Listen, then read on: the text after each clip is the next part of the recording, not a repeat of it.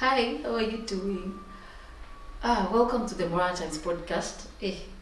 Sijui nianzie wapi? Ball ni ngumu. Ball ni ngumu. Like any other docket or like any other department or like any other work or job. The football sector.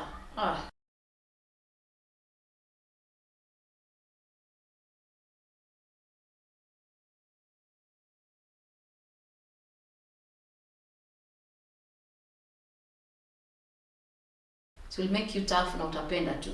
So hii weekend niliweza kufika pale Ulinzi Sports Complex kuwatch game ya Ulinzi Starlets versus Vihiga Queens wakimenyana pale Ulinzi Sports Complex.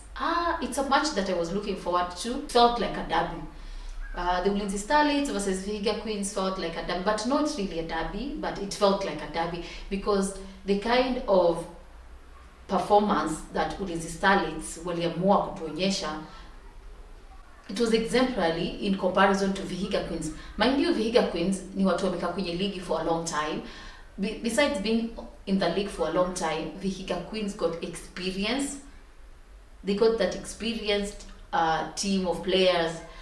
They have been in the league for the longest time, and if there's something that matters in football is its experience.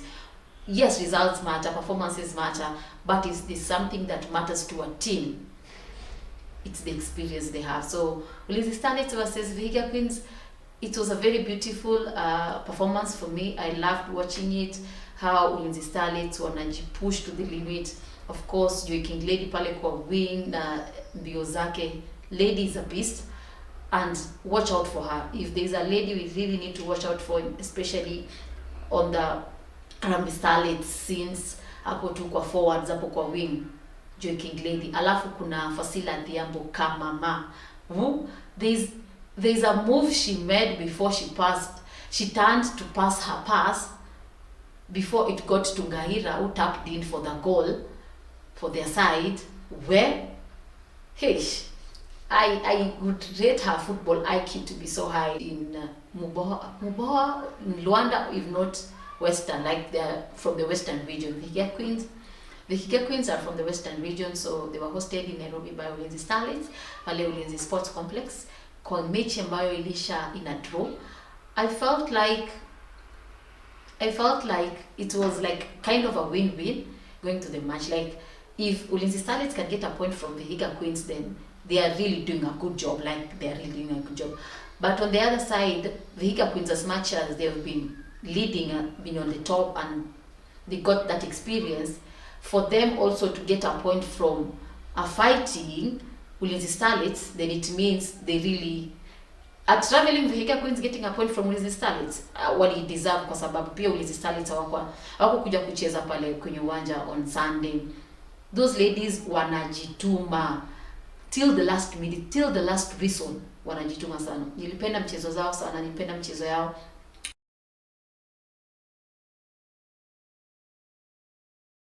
Then we are sorted if we have such talents in our Kenya Women Premier League. Na hii talent actually inafaa kuwa inaonyeshwa mahali, kwa sababu if there's something for me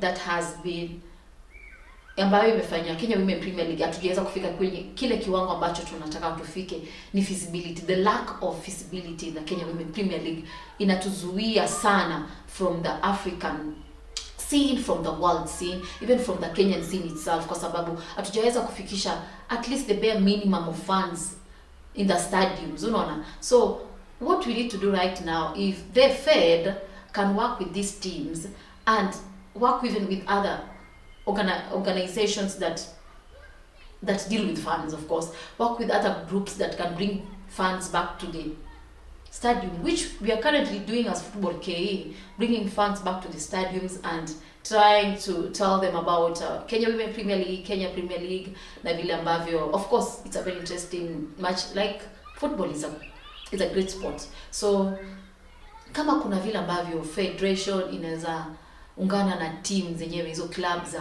Kenya Women Premier League ziweze ongezea, like if there's a way we can improve on feasibility on the Kenya Women Premier League, it will be really very important for a step to for the Kenya Women Premier League to move a step forward into where we really see it. And have you, like the way you've seen globally, women's football side in improve, it's on another level. It's on another level kabisa. Kwanza, talking of that, there's this tweet that I saw before you guys, I take you through the match, actually took around 12, that is game week 12, for now I like to call it match week 12 of the FKF Women Premier League results. Alafu niwaambie sasa hivi, unajua pale kwenye jedwali tuko na mgeni, kwenye jedwali tuko na mgeni, na huo mgeni nitakwambia kwenye muda usiokuwa mrefu. Hapa Kiswahili si mdomo changu si mdomo changu. So moving on swiftly, I would love to read this tweet that I came across, and yes, we can talk about it kidogo before we go back to the round 12 of the FKF Women Premier League results and how the table looks. Yeah.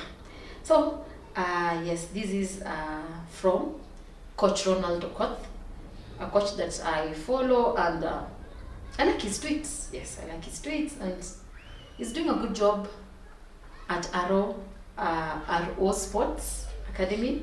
So where is this tweet? Let me find it in a few. It tweet if I kupotea sana hivyo. It should be somewhere here. I bookmarked it. You can access it easily here. So yes, I'll put this tweet somewhere there, up there. So Coach Ronald Okoth says, looking forward to a day I'll see a female coach leading a Kenya Premier League men's team. Reactions go kwenye hii tweet ni mingi, ni tofauti, but kuna ile ambayo iliweza kunikaba. There's that one that just caught my attention. Okay, siku zote watu watakuwa na maoni tofauti, na hiyo ni hali ya binadamu, which is very much okay. So there's this quoted retweet, or there's this quoted reply by Murimi Njiru, another sports journalist. Yes, another sports journalist that I do appreciate his work. So this is what he writes. Najua mtanipiga mawe, lakini wacha niseme tu, they need to start by taking over the Kenya Women Premier League completely. Leading a Kenya Premier League team is such a long shot. Akalafu akaikapo, I think brain, meaning maybe food for thought. Maybe atatuambia kama ataweza kusikiza the Broad Times podcast. So I don't know even where to start. First, I also look forward to seeing a female coach on the Kenya Premier League men's side, kwa sababu hii si jambo geni, na pia at the same time it's not a very difficult task to see a woman on the sidelines coaching a men's team. Najua kuna challenges kibao sana kama mimi mwanadada ama a female coach or a female journalist within a male dominated a sector, or whichever we would like to call it. Kuna zile challenges ambazo sisi upitia, kuna zile challenges ambazo kuna zile za maneno, kuna mambo ambayo unaweza ambiwa ya kukwaze kabisa, kuna the body languages ambazo, like there are a lot. So the kind of the level of ethics and the level of integrity and the level of professionalism that you need to have within this sport, lazima itakuwa jua, especially within the coaching, like generally even within the sports industry, na pia kwenye football yenyewe, hata kama wewe ni journalist, hata whichever position you are, kuna kuanga ile level of professionalism unafaa kuwa nayo, enthusiasm of course, integrity and respectfulness. So in this tweet hapa amesema, we need to start as women who are who are within the women's football. Amesema hapa, we need to start by taking Kenya Women Premier League completely. Ni sawa, ana point hapa na siwezi kataa, kwa sababu pia amekuwa very very precise very brief in his response, na ukiangalia hajaweza ku go out of the topic. Kenya Women Premier League is as well as a tough league kama Kenya Premier League, na ambayo we can't compare the two. Like whatever is happening at the Kenya Premier League right now is very different in terms of feasibility, in terms now the coverage which is done, in terms of even the club developments. Lakini hata hivyo toka kitambo tu, ni kwa sababu the men's team zilianza kitambo before the women's team, so that's also something that contributed to the women's football on the women's side kuwa a bit slower in their developments.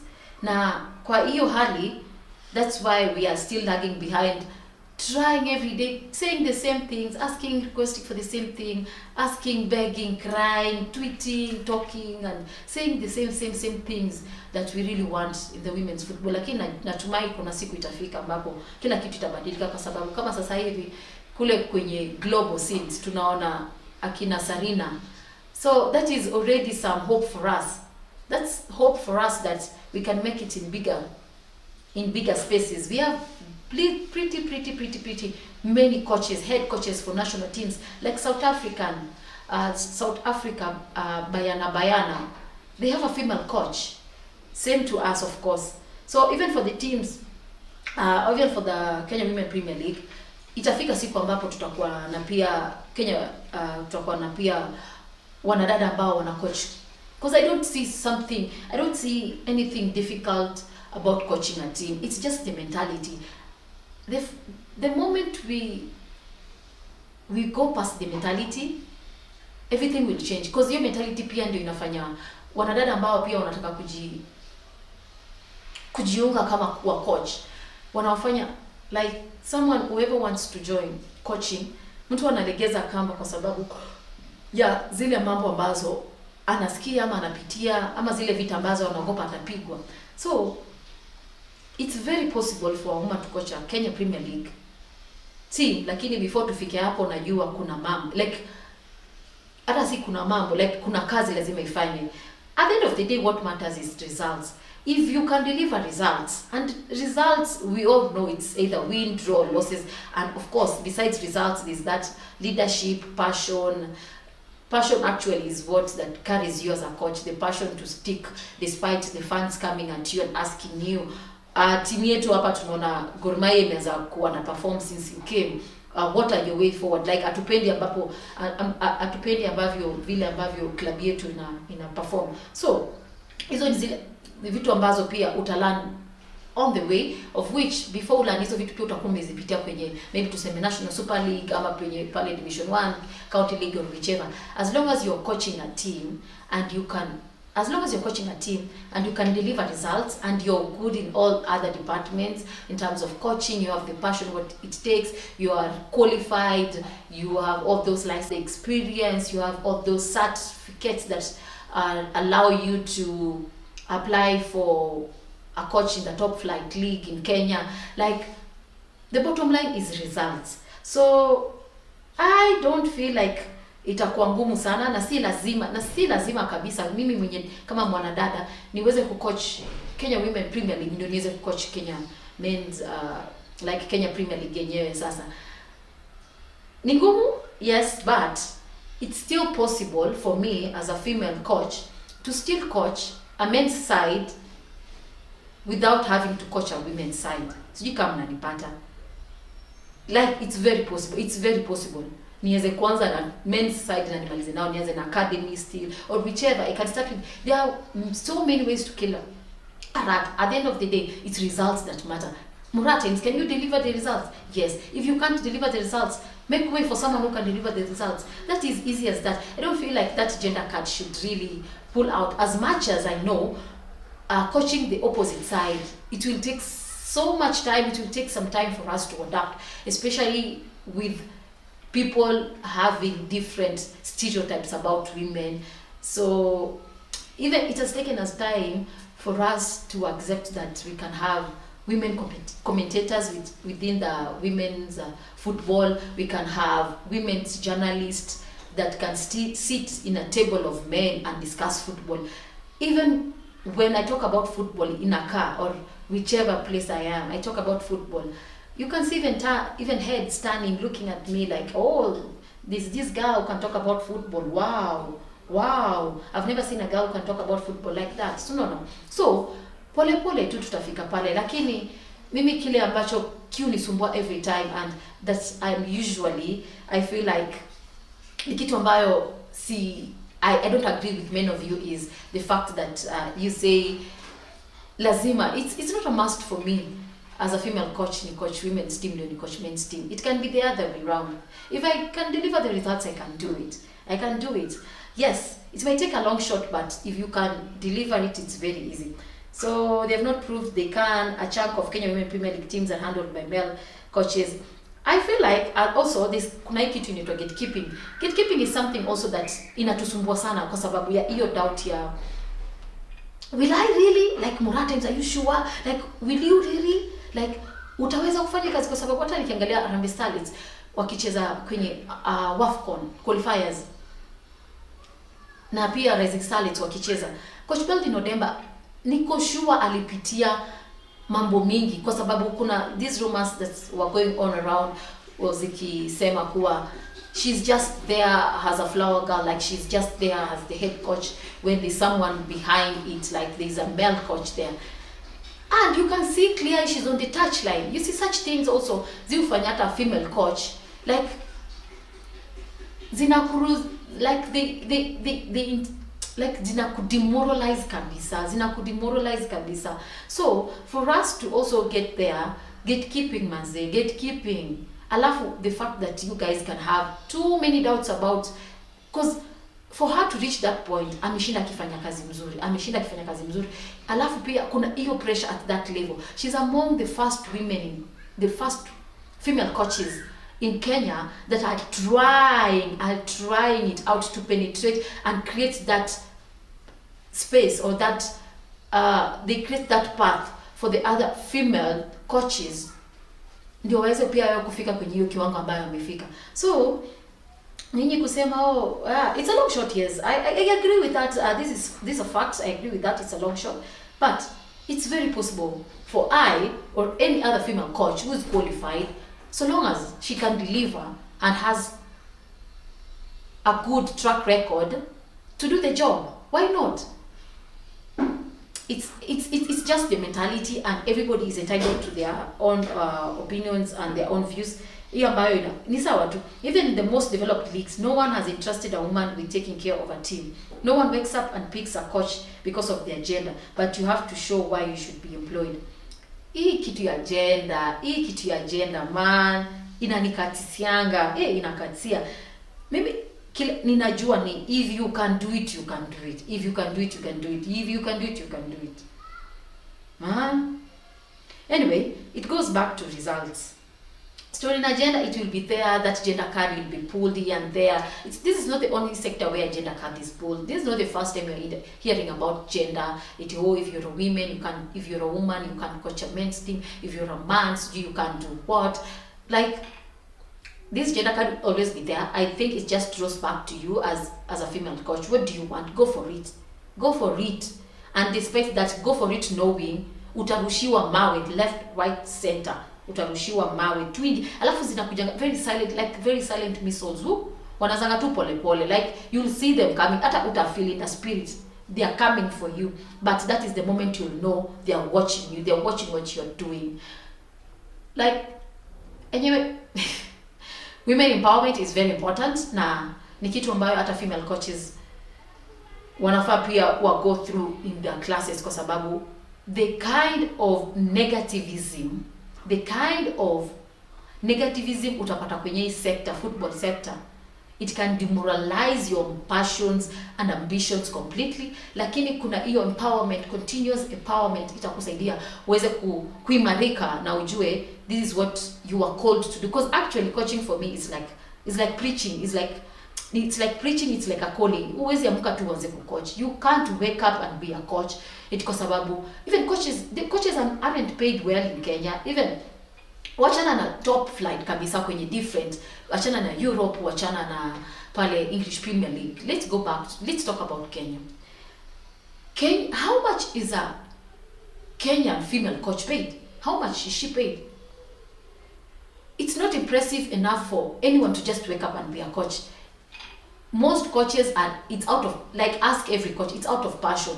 It's out of passion. Maybe moja alikuwa player after football, of course, akamaliza kuwa, alafu akamwa, maybe she can venture into coaching. Like, there are very many ways you can do this coaching thing. Even journalists are supposed to be having a basic certificate of CAF D, which also helps them in also analyzing games, because they cover the football, also knowing the kind of questions you need to ask. That is it. But hii mambo ya agenda card, it will always be there. It always irritate us kwa sababu point wako nayo, yes, it's all about qualification. I believe if we can have a woman who's qualified and can deliver now this is coach Ronald Okot replying, it's all about qualification. I believe if we have a woman who's qualified and can deliver competitively, they can coach anywhere. It's a good challenge. Hope they will come out and start scaling the ladder. And this is why it looks so good at the FIFA right now. There is money for women coaches. Like, there is money set aside. There is money. Just go to their website and see. To the official FIFA website and see. They are encouraging more women within the women's football space. So the basic minimum thing you can do is don't get into this space if you don't have passion. If you don't have passion, because that is what will keep you going. With no passion, you're not going anywhere. You're not going anywhere. Kwa sababu vijimawe nazo utazirushiwa kabisa. There's someone here comment nini? Simu yangu imehang kabisa. Okay. Hapa Rais amesema to qualify is a classroom context. The actual job is way complex than that. Angalia at the level of gameplay top female coaches who are nayo. Can they bring it into a men's team and still succeed?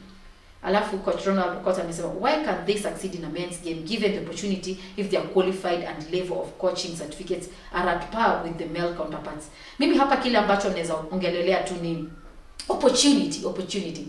If you deny women opportunity, how do you expect them to have the experience for them to reach that level you are saying they will take a long shot to reach? It goes back to basics. Give them opportunity, let them prove themselves. If or two. Yeah. Simple as that. I don't think I need to add anything on that. Also, okay, I'd like to continue this on. So it's about what they are delivering with their qualifications. It's top on the women's side, but average on the men's side. Yeah, nice one. The levels, honestly, are a bit far. Ni ukweli, hapo sitakata. The levels of the Kenya Premier League na Kenya Women's Premier League, they are totally different. The levels are totally different because Kenya Premier League ilianza kitambo, the men's league ilianza kitambo. Women's team ndo tumeanza juzi tu. Like juzi, I mean, yes, ni kitambo, but pia ni juzi. Like after the men's team has grown, the men's league has grown is when they started to incorporate the women's teams also. This is something that has impacted even the last World Cup that we had. After a long time, you may realize, we have women footballers and they're doing really a good job. We can now venture into this. So the fact that you're saying here you can be top on the women's side but average on the men's stage, ni ukweli kwa sababu men's side sai wako mbali. The men's league is far apart from the women's league. Na kwa sababu hiyo haifai kukufanya ufikirie kuwa if a woman coaches the women's side, hawezi coach the men's side. Because unataka kuniambia the coaching tactics zenye anatumia kwa women's side, she can't apply them on the men's side as much as the level is not the same. Na wameenda the same class ya coaching na ya men's side or the men's side. Okay, let's change this. What if that women's side is being coached by a man, and that male coach, what if the women's side is being coached by a male coach, and that male coach shifts to a women's side? Do we say yeye like kwa sababu alitoka kwa top akiwa women's side, sasa atakuwa average kwa men's side? this gender thing, we always go on and on. That's why I usually also don't want to talk much about it, because I know my stand on it. If you can do it, you can do it. If you can do it, just do you. Like, at the end of the day, it's passion and results and qualifications that matter. Now you experience haiji bila opportunity. So give the female coaches opportunity, they'll prove themselves. Wenyewe watajiprove themselves. So this gender card will go on and on, but the fact remains, right now the world needs female coaches. Yeah. Anyway, I won't dwell on that so much. So let's move to the Kenya Women Premier League match week 12 and check out how we performed. Check out how we performed. Okay, this is distracting. Man, hey, gatekeepers wako kila mahali. Like, they gatekeep even what you are saying.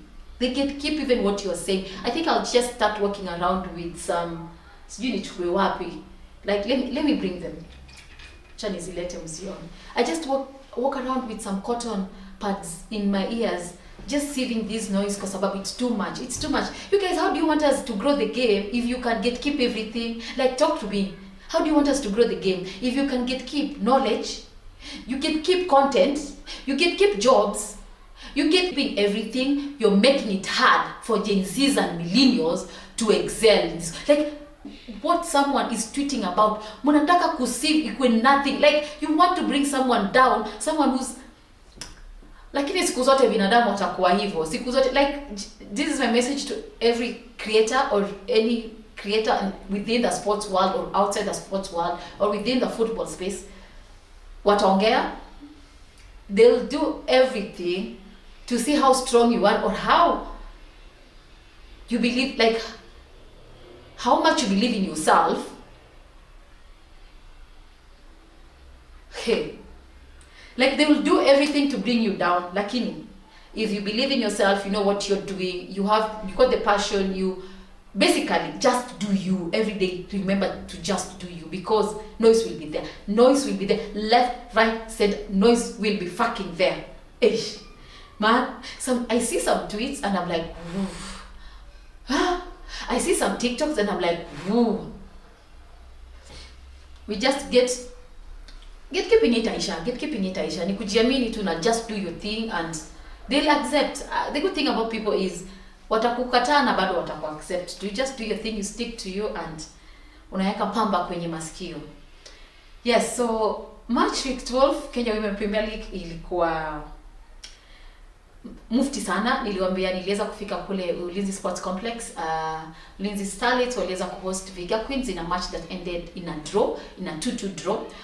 And some highlights that I got from there are, niliweza kufurahia sana game ya Ulinzi Starlets kwa sababu nimeweza kuwafuatilia kwa muda sasa. Niliweza kuwatch ile game yao na Kenya Police Bullets. Kama kuna timu ambayo sasa hivi inapata pressure pale juu ni Vihiga Bullets. Sorry, napenda Vihiga Bullets. napenda Vihiga Queens mpaka nasahau nasema Vihiga Bullets yao pale NSL. So, Kenya Police Bullets are right now leading. Kenya Police Bullets are right now leading the Kenya Women Premier League. Finally, we got a new leader. Sasa hivi Vihiga Queens niko sure pale kwenye training washaambiwa wanamgeni pale kwenye judwali. Waweze kutia bidii. Waweze kujitahidi. So let me just share with you the weekend results. Besides Ulinzi Starlets and Vihiga Queens, Ulinzi Starlets versus Vihiga Queens 2-2 draw pale Ulinzi Sports Complex. With Sports Complex game ilikuwa fiti sana, niliweza kujibamba. Like, kuna moment fulani ambayo hadi sasa hivi sijaweza kuisahau. Na shida tu ya Kenya Women Premier League ni kupata hizi clips, you know. Yes, kuna wale ambao wanaweza pia record, unapata ziko kwenye YouTube, but huwezi pata zote. Tuseme kama, for instance, I went to the Ulinzi Starlets versus Kenya Police Bullets match at Ulinzi Sports Complex. Sasa ningetaka kuona zile mabao ambazo Kenya Police Bullets waliweza kufunga pale Mboa Grounds versus Soccer Assassins. Siwezi ziona unless I attended the match. Unaona sasa. So such kind of lack of access to see this kind of information in a drill the progress of the women's football in Kenya, and that is something that you can't tell me otherwise. Like, that is something that is very evident. From the moment we start giving the women's football visibility that it deserves, believe you me, hii story yenye mnashinda mkisema the men's league is better. Yes, I accept it's better because they've been here for the longer time and they have at least the basic things. They got the visibility they need. Like, if I want to access right now the Police versus Sugar goals, nitazipata. Unaona? So, going back to the Kenya Women Premier League, that lack of access to this kind of information in a trade progress, and that is what makes me angry. Alafu pia unapata teams haziwezi toa results zao in time. Like, the match was on Sunday, lakini leo ndio tunapata table. You can go around looking for even goal scorers, where some of the goal scorers were some of the teams. Unapata hata team yenyewe ya post goal scorers wao. Unashinda ukiulizana na wale ambao walifika kwenye ground, unapata mtu anakupatia jina. Na unapata jina ambayo anakupatia na jina ambayo maybe team ama jina ambayo federation inaweza kupost haziambatani kabisa. So there's that lack of communication between the teams na federation, which I think at this point also it's trailing our progress. Tunafaa to up game yetu kwa sababu we can't be crying about the same things. You can't be playing a top flight league. Mnafaa muonyeshe examples. NFL nini? What are we showing NSL? What are we doing for ourselves to better the game? You're not doing yourselves even any favor. Yeah, because how do you play top flight without basic minimums? Like, results zinafaa kuwa like, we are past 21st century, ma. Results zinafaa kuwa instant. Mkishamaliza hivi, results pop there and then. Yeah.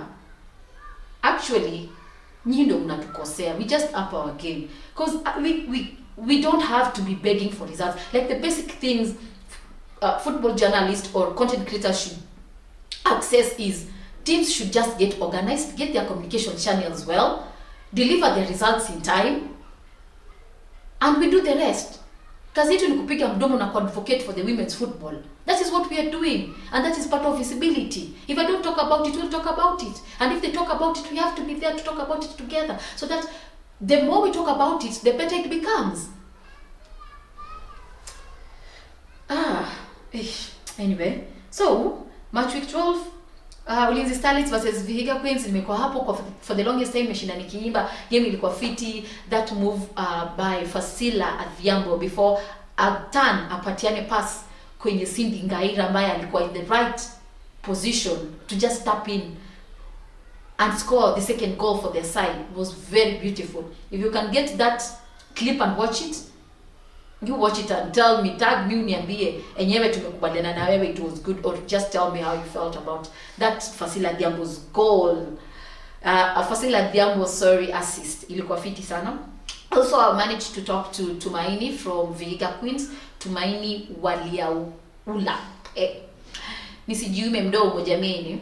Niliweza kuwa na yeye pale off the pitch series ambazo mimi hujaribu kufanya angalau tuweze kujua ma players wetu. So unaona, because the basic things is like knowing who are the players playing. Because hapo ndo unaanza before uanze kujua hata which style of play they're playing. Unajua kwanza ndani yako kwenye uwanja wanacheza na timu gani?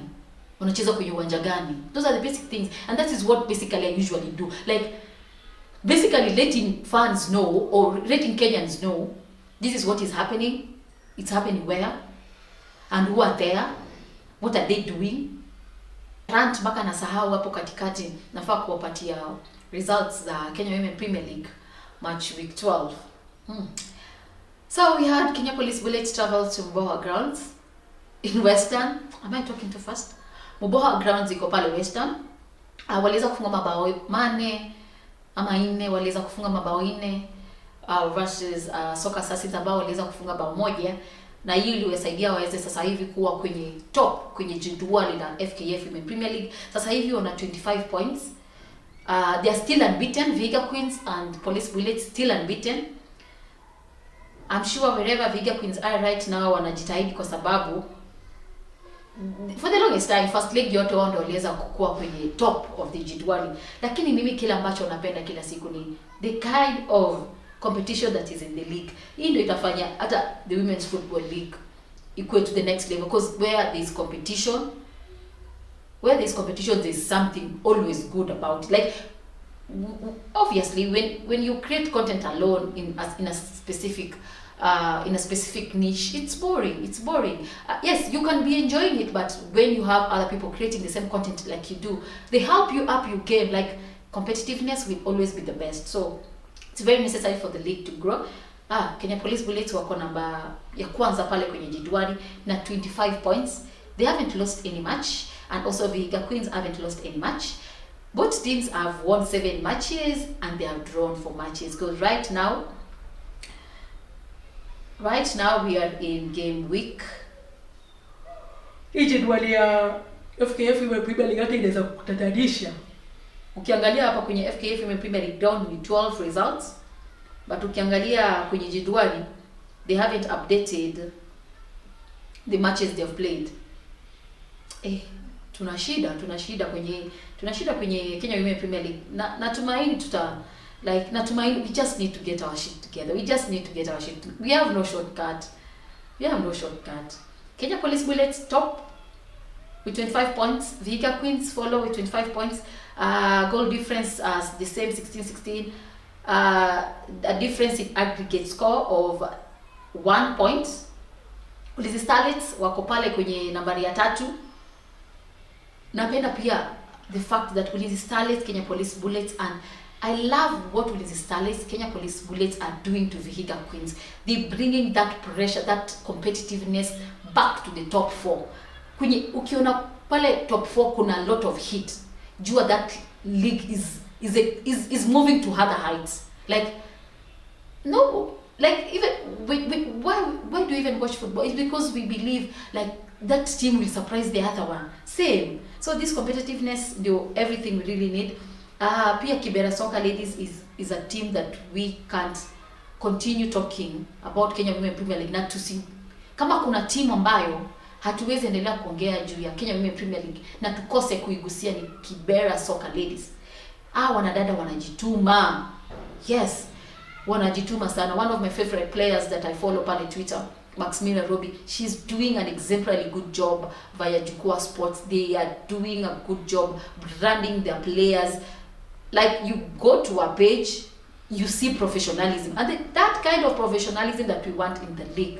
That is the kind of professionalism that we want. That is the kind of professionalism that will take us from the level we are to the next level, and tuweze kufikia hata Kenya Premier League yenyewe.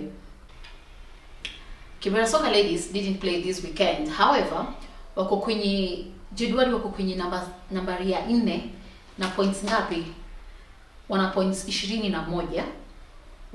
In the matches they have played, the 11 matches they have played, they have managed 6 wins. Yes, they have managed 6 wins. They have drawn 3 games and they have just lost 2 games. This is also really a good side that is bringing the heat in the Kenya women's football. Na kama hauna timu, sijasema ujoin Kibera Soccer Ladies, nasema kama hauna timu, weza kufika any women's football match near you, anza kuwatch this game. Even I invite you to the next Kenya Women Premier League ambazo nitawaambia weekend kikaribia. Any Kenya Women Premier League match, go and watch and see the kind of talent we have. Niambie mbona hiyo talent pia haiwezi pata the visibility that it deserves. Why can't we get the visibility that it deserves?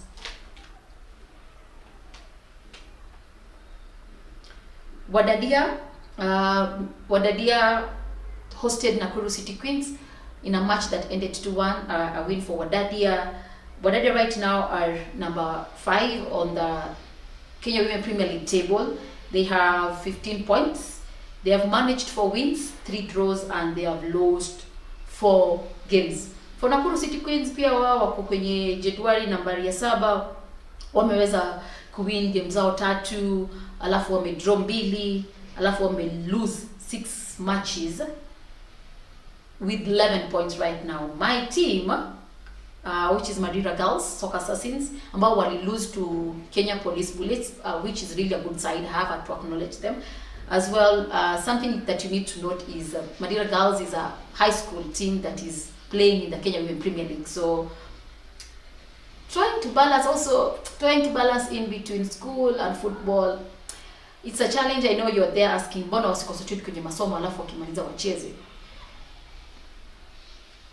You have a point, but they just know they are playing the Kenya Women Premier League, and they are playing the Kenya Women Premier League, and they are here to stay.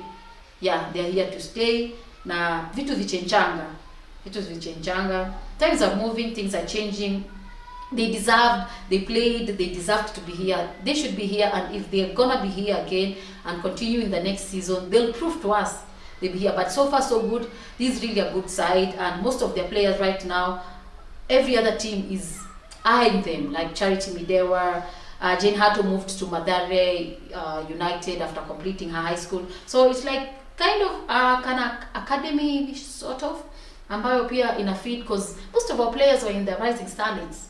Yeah, we've been playing, we've been representing the nation outside there in different tournaments. So Madira Girls are doing a really good job by providing talents for the Kenya Women Premier League. I am not sure if it's gonna survive, but so far we have Trans Nzoia Falcons